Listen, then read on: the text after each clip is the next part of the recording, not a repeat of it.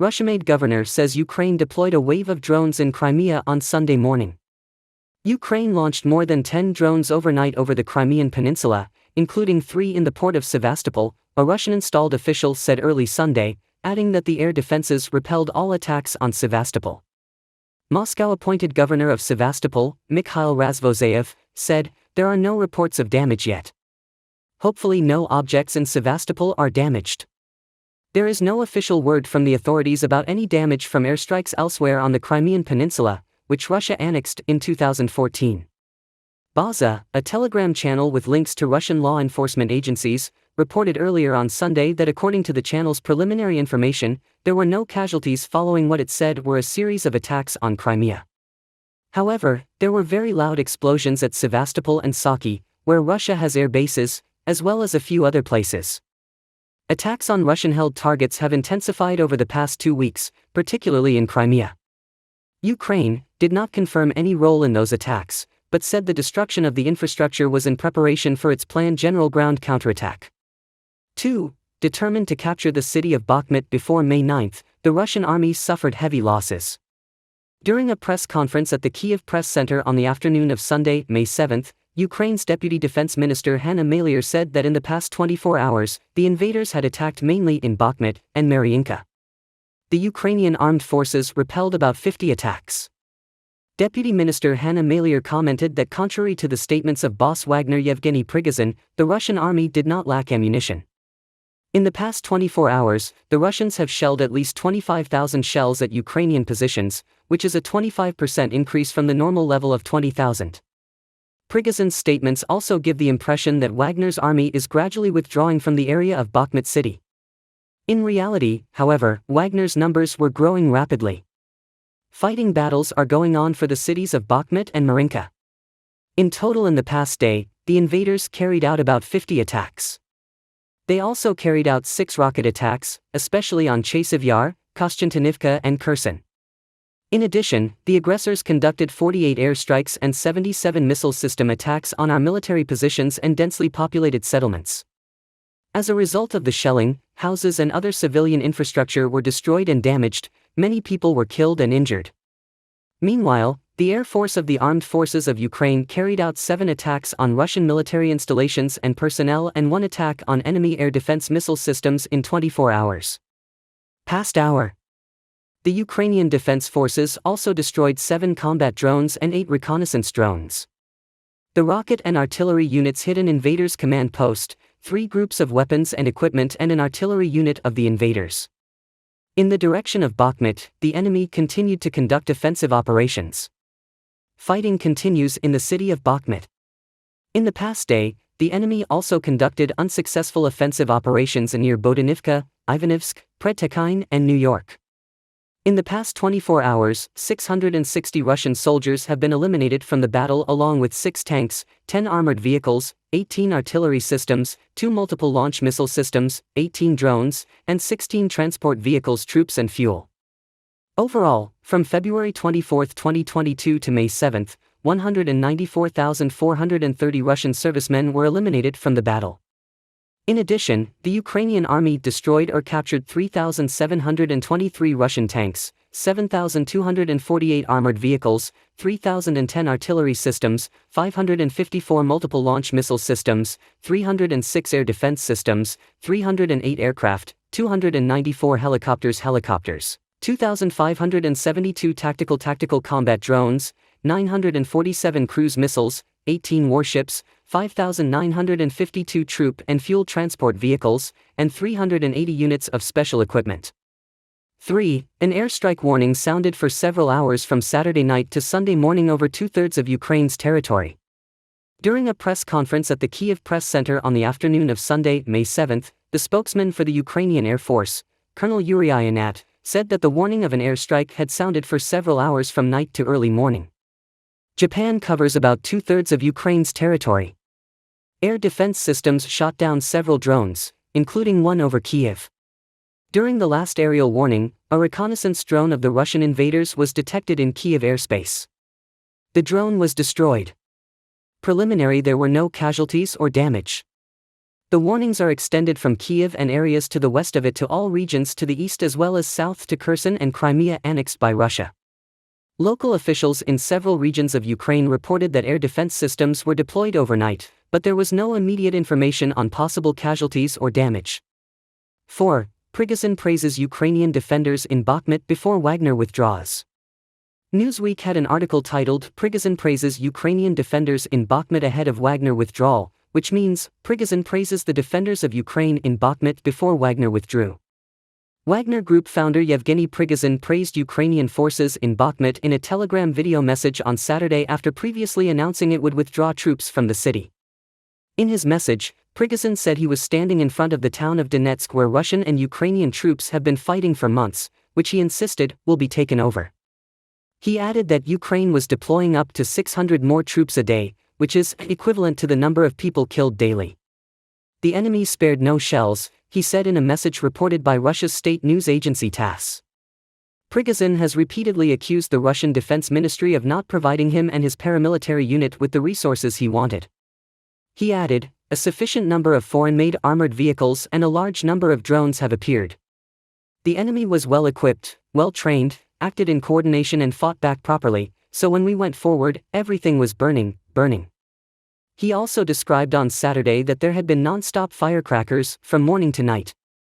Meanwhile, the Ukrainian armed forces shared videos on social media on Saturday that they say show Russian forces using phosphorus weapons in Bakhmut in a move that has sparked condemnation. In an earlier audio post on Telegram on Friday, Prigozhin said that despite the famine of heavy shells, the Wagner units are moving forward.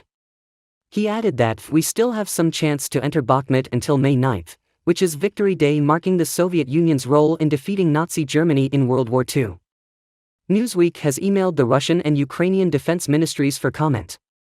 Earlier this week, Prigozhin said he would withdraw troops from Bakhmut due to a lack of ammunition, which has repeatedly frustrated the businessman who had close ties to Russian President Vladimir Putin. In a video, Prigozhin said his troops will die meaninglessly without the necessary military resources in a plea, which the Institute for the Study of War, or ISW, said foresee palpable despair. The battle for Bakhmut resulted in heavy casualties and death on both sides, especially between Wagner's forces and the recruited prisoners. The US-based think tank also said that the Russian Defense Ministry had prioritized the attack in Bakhmut to the expected Ukrainian counterattack, which is expected to take place in the coming weeks. Meanwhile, one of Prigozhin's allies, Russian politician and writer Zakhar Pryalpin, was taken to hospital with injuries following what was reported as an assassination attempt on Saturday. Prigozhin praised Pryalpin for his support, before his car was blown up in Nizhny Novgorod, in an incident that killed the politician's driver. 5. Ukraine taunts Russia about season of surrender. Newsweek ran a report titled "Ukraine mocks Russia on surrender season," which means Ukraine mocks Russia for surrender season. Nearly 3,200 Russian troops surrendered to Ukraine last month, according to reports from Ukrainian officials involved in the I Want to Live hotline project. Vitaly Matvienko, head of the Ukraine hotline, said on Thursday that more than 16,000 Russian applicants have surrendered through the project since it was started in September. The Ukrainian official added in his statement that the number of Russian candidates increased by 10% from March to April. The project was created to provide Russian and Belarusian servicemen an escape from fighting in the war in Ukraine. However, in a tweet on Friday, Ukraine's defense ministry also used the surrender project as a point to mock the Kremlin. The closer the counterattack, the hotter the surrender season, the defense ministry said. Don't wait for the heat. The most favorable conditions are now. Officials have long touted a Ukrainian counteroffensive this spring to regain Russian-invaded territory in parts of southern and eastern Ukraine, though both sides have been deadlocked for months in battle. Battle for Bakhmut. Fierce fighting around the eastern Ukrainian city took a heavy toll on Kyiv and Moscow. But officials have estimated Russian casualties much higher than Ukraine's. White House National Security Council spokesman John Kirby reported Monday that Russia has suffered more than 100,000 people since December, including 20,000 deaths. According to a survey conducted among Russian prisoners of war under Ukrainian control, more than 50% of Moscow's fighters said they were motivated to fight in Ukraine to improve their livelihoods, Ukrainian military intelligence spokesman Andriy Yusov said this week. It's not love of the homeland, not even distrust of propaganda or love for President Vladimir Putin, but just a desire to stabilize life, Yusov said at a press conference yesterday. Thursday. Yusov added that about 3.3% of Russian respondents said their expectations had been met since joining the war in Ukraine, while 45.7% of Russian prisoners said their expectations didn't come true after joining the Russian armed forces. Newsweek has reached out to the Russian Defense Ministry by email for comment. Despite the heavy losses, Putin has promised to avoid a second wave of mobilization after Russia's first mobilization in September was met with widespread condemnation and hundreds of thousands of men fled the border. Russia to avoid fighting. However, Moscow has recently imposed a crackdown on citizens trying to evade military service, a sign that Putin is preparing for the long haul in the ongoing invasion. Mine. Last month, a video of a Russian military recruitment campaign went viral on social media, promising that a volunteer could become a real man by fighting in Ukraine. However, the ad was mocked by online users, with many pointing to the high casualty rate of the already engaged soldiers of the Kremlin. 6. There's nothing left to grind. Boss Wagner threatens to withdraw from Bakhmut amid lack of ammunition. Ukrainian troops suspected to be the devil. The head of the private military company Wagner said his men would start withdrawing from Bakhmut this week, as ammunition supplies are dwindling and growing losses mean there's nothing left to grind meat on. However, during a press conference at the Kyiv Press Center on the afternoon of Sunday, May 7, Colonel Serhiy Cherevadye, spokesman for the Eastern Ukraine Military Command, warned that contrary to Wagner's statements, Yevgeny Prigozhin, a Ukrainian scout, noticed that Wagner's army was increasing, not like Prigozhin. He warned that this could be a trick as the May 9 deadline approached and Russia still had not captured the city of Bakhmut. On his official Telegram channel on Saturday, Wagner chief Yevgeny Prigozhin blamed the lack of ammunition on the Russian Defense Ministry and said his forces would begin to withdraw from May 10. He repeated the chorus on Sunday, adding, "We have captured 95% of Bakhmut. For this last 5%, the Red Army does not play any role," said Prigozhin. He often used the word Red Army to refer to the Russian armed forces. "We don't have the necessary ammunition and no one has contacted us about returning to full capacity," Prigozhin said. "Better save our army than win a battle."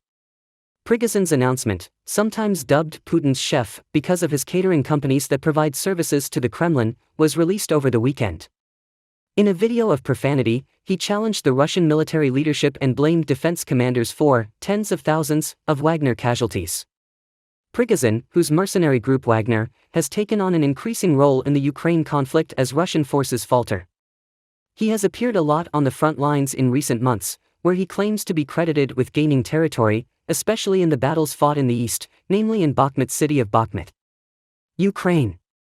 But as Prigozhin's stature grew, so did his clashes with Russian Defense Minister Sergei Shoigu and the commander of the Russian Armed Forces, General Valery Gerasimov, fueling speculation about possible infighting within the elites in Moscow when the Russian military campaign was not progressing.